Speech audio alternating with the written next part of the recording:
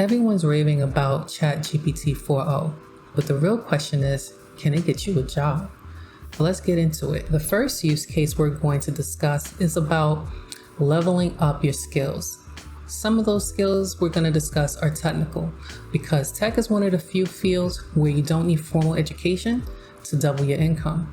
So the first question is, what are the top tech roles that will value my skills as a enter current job title with experience in enter industries you've worked in? For this example, I'm going to add in a make-believe job seeker, but in your case, you're going to substitute the information in brackets with your personal information. Now look at these results. It's given us information for each title, not just a couple of job titles. Wow, they're really giving us a lot of information here. Let's see what we got. Customer Success Manager. It lists the key responsibilities, how my skills would fit. Sales Engineer, and that's a popular one. Product Manager. Business Analyst, nice. Digital Marketing Specialist. I would look for some job boards and even the Bureau of Labor Statistics to see if these titles are in demand where I am. Now, if you look at this list, you might be thinking there's probably some educational requirements for some of these. The next use case is going to dive into that. How can I leverage my education in enter level of education and major or minor to break into the tech industry without a technical degree?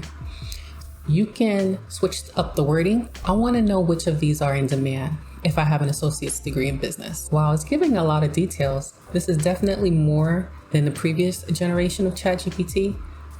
Without giving it a lot of details, it already knows that I want to make an informed decision and that it should provide me with enough information. It breaks it up into sections. We have strategies to leverage that business degree. Highlight your transferable skills, gain some certifications. Networking, cannot skip this. Even as an introvert like myself, networking has been the key for me to getting my foot in the door. Another section, the most in-demand roles here. We have the Customer Success Manager. It does mention the digital marketing. When you're thinking in demand, you're probably thinking double digits, 20, 30% in demand. But depending on where you are in the country, it can be single digits. Let's see if we can use our third use case. Can you list tech companies near me that are known for hiring professionals transitioning from non-tech roles? I'm going to modify this prompt a little bit, elaborate on if it's in demand, where I'm located.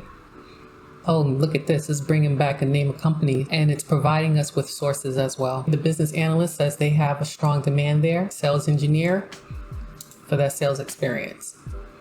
And again, it says focus on those certifications and skills, and it gives you the information right there. Our next prompt is about finding more of those local jobs, of those hidden jobs, because we know the way LinkedIn is set up now is getting even harder for people to actually find real jobs. People keep getting ghosted, they're seeing fake jobs, and with all the sponsored content on LinkedIn, people are starting to feel like they can't rely on LinkedIn.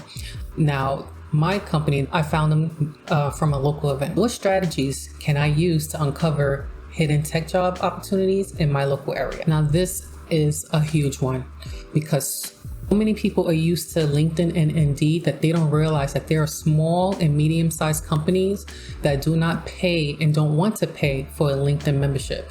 They will only have those jobs on their website.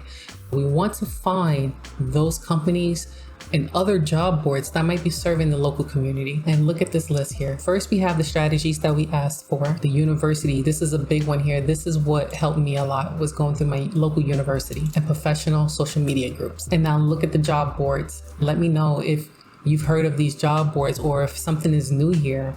Now, let's go into our next prompt. What we want to know, now that we have our location, how do I craft a personal brand statement that sells my non-tech background as an asset in a tech-driven role? And remember, you can play around with this, get comfortable, get creative. The more upfront and honest and detailed you are, and remember, do not put any personal information like your birthday, social, not that level of detail, just enough for it to give you the proper feedback. Now, this is interesting. I want to see what this is going to say. Now, don't copy and paste this verbatim.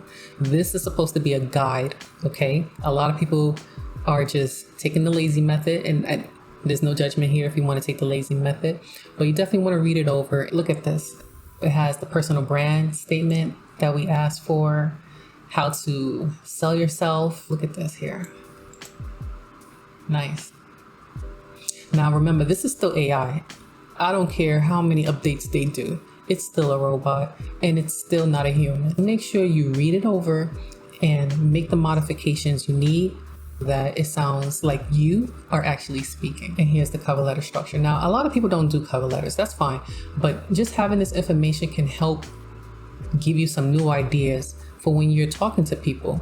Once you start going to networking events, to university events or local job fairs, and you start talking to people, this can be part of your elevator pitch. You know what to say to people and how to express your value in your non-technical background, your social skills into some of those roles. Now let's get to the next one. For our sixth prompt, now we're going to get into the meat and potatoes, the resume. Now for this, what are some tips for getting my resume past the famous ATS system when applying for these roles with my background? You can tell us more about your background now. If you've had multiple jobs besides the one that we mentioned earlier, you can list those as well here. Now it's giving us our tips. We have how to get your resume past the ATS system. It mentions using the keywords. Keep your formatting simple. I definitely agree with that. I spent a lot of time on Reddit, and there's a great group on there talking about resumes. Readability, yes. Avoid those ghost jobs. We're gonna do that. We're gonna research the company. Before you apply, verify the company's website. Be wary of generic job listings. Those are those vague ones where it hardly says anything. It probably has a high salary or a large range and says immediate hire. Red flag should go up right there. The resume, nice, is giving you an example. Now, again, it just made up some numbers. Do not use this if this is not true for you. Make sure you update this. For our seventh use case, we're going to prompt it. What are common interview questions for non-tech professionals applying for tech roles, and how should I answer them to highlight my strengths? Now, another feature of this Chat GPT-4o is now it's going to have voice assistant. Hi, Sky, how are you? Hi, Tiff. I'm doing well. Thanks for asking. How about you? How's everything going? Everything is okay. I'm feeling down because there's a lot of layoffs happening and I'm having a hard time finding real jobs. Do you think you can help fix my life? I'm sorry to hear you're feeling down, Tiff. Layoffs can be really tough. I'd love to help you navigate this challenging time. What specific areas are you struggling with right now? Is it finding job opportunities, updating your resume, or something else? I'm having a hard time finding real jobs that pay over $75,000. Most of the jobs that I see are fake jobs where no one calls me back, and if they do, they ghost me. Is there a way I can avoid this from happening? It's frustrating when job searches feel like a dead end. To avoid fake job listings and improve your chances of getting responses, try these strategies. First, focus on reputable job boards like LinkedIn, Indeed, and Glassdoor, which often have more verified listings. Networking can also be crucial. Reach out to your professional contacts and let them know you're looking. Sometimes internal referrals can bypass the usual hiring hurdles. Second, tailor your resume and cover letter for each application to make them stand out. Emphasize your unique skills and experiences that match the job description. Lastly, consider reaching out to recruiters who specialize in tech roles. They often have direct connections with companies and can provide valuable insights and opportunities. Have you tried any of these approaches already? If so, how have they worked for you? Yes, Sky, I've tried this, but I'm concerned that AI is just going to replace me. Can you tell me what skills would be in demand for the future, and how can I future-proof myself if I don't have any tech skills already? I understand your concerns about AI. To future-proof yourself, consider focusing on skills that are less likely to be automated and are in high demand. These include, first, develop strong analytical and critical thinking skills. These are valuable in many roles and hard to replace with AI. Learning how to analyze data and draw meaningful conclusions can be a big asset. Second, Work on improving your digital literacy. Basic tech skills are essential, but you don't need to be a coder. Understanding how to use various software and tools effectively can make you more adaptable. Third, build soft skills like communication, leadership, and emotional intelligence. These are critical in team environments and often difficult for AI to replicate. Project management and user experience design. I'm going to have to interrupt you, Sky, because I think I'm an introvert. I don't really like talking to people. I don't feel comfortable networking. What are some other things I can do? I understand that networking can be challenging for introverts. Here are some alternative strategies. First, consider building a strong online presence. LinkedIn is a great platform to showcase your expertise through articles, posts, and engaging with relevant content. This can attract opportunities to you without the need for extensive networking. Second, focus on your skills and portfolio. Taking online courses and earning certifications can make you more attractive to employers. Websites like Coursera, edX, and Udemy offer courses in many fields. Third, look into remote work opportunities. Many remote roles allow for less direct interaction and can be more comfortable for introverts. Lastly, participate in online communities and forums related to your field. Engaging in discussions and sharing your knowledge can help build connections in a less direct way. Can you give me some recommendations for online work where they won't ghost me and they post real jobs? And can you tell me some of the industries or companies that are less likely to post fake jobs? Certainly.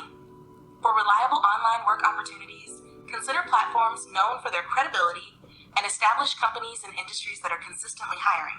First, FlexJobs is a reputable site for remote and flexible jobs. They screen their listings to ensure they are legitimate. Upwork and Fiverr are also good for freelance work, though it's important to thoroughly vet clients.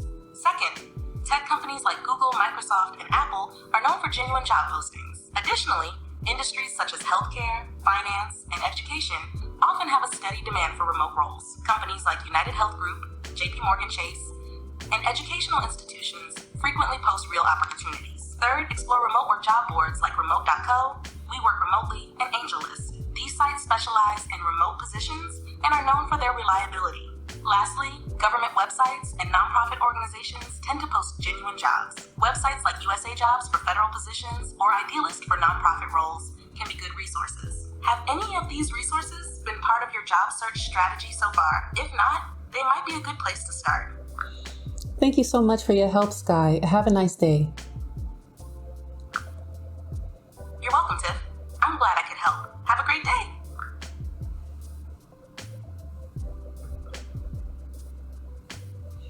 And look at that. It saved our conversation. So if you were concerned about that, if that was one of your questions, you can see here in the Chat GPT history, everything we discussed. If you plan on using this tool, if you've already started, let me know and tell me how your experience was. This is a free application. I have an Android and I was able to download this app no problem. Go ahead and try downloading the app on your phone and see if the voice feature is already activated for Mac users. Or you can use your phone and go into your Play Store or go through your Apple Store and download the application onto your phone. You should be able to use the voice commands at that point. For our next use case, now we're going to talk about networking. How do I approach people on LinkedIn who work in the tech roles or companies I'm interested in to expand my network and seek advice? And I'm going to expand this prompt knowing the information that we've seen in the previous use cases. Now, a lot of people don't like networking, period. But at least on LinkedIn, it's a little easier because now this can give you examples that you can copy, paste, and tailor. You didn't have to come up with the email or script to send to people. You can find people that went to the same school as you. You can find companies in your local area that hire people that went to the same schools as you did. And that will make it easier for you to be able to send them a greeting if they're happy where they are, or how the company has been handling the layoffs. How did they handle things back in COVID? And how did they handle things recently? Have they been laying off people, or are they still hiring? Okay. Look at this. I love how much information it gives us. Approaching people on LinkedIn, identifying the right people, crafting your message. It gives you an example and how to fill in your information. This is amazing. There are groups on Twitter, X, Reddit, Discord that you can join where they discuss some of these fields, job roles, and industries. Look out for that. You can even ask the Chat GPT to give you a list of groups, networking groups in that local area that you live in that you can join for our next prompt.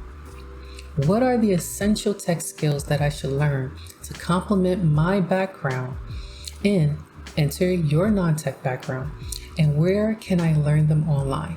Let's expand on this. Okay, for that 9th prompt, I did put some extra prompts in there. I'm actually doing more than 10. You're getting some extra information there, but I just want this to help you start thinking about some additional questions to ask, okay? And hopefully the more information that comes up, then the closer you'll get to actually navigating the job market and getting closer to finding that job that you're looking for. Okay, it's giving us our list, giving us a lot of great information here. Talking about the skills for each roles, what we need to know. And now we have a 6-week study plan. If you only got 2 hours a day to study, that's good enough. Now it's telling you what to learn. Day 1, day 3, it's giving you the resource. It would have taken me months, if not longer, to get this type of information. But now you can get it within a few minutes. You can also use this to give you practice questions as well. This is that 10th question. Based on everything we've talked about today, can it create a complete roadmap from beginning to hire and actually getting a job? All right, so now we're seeing our results.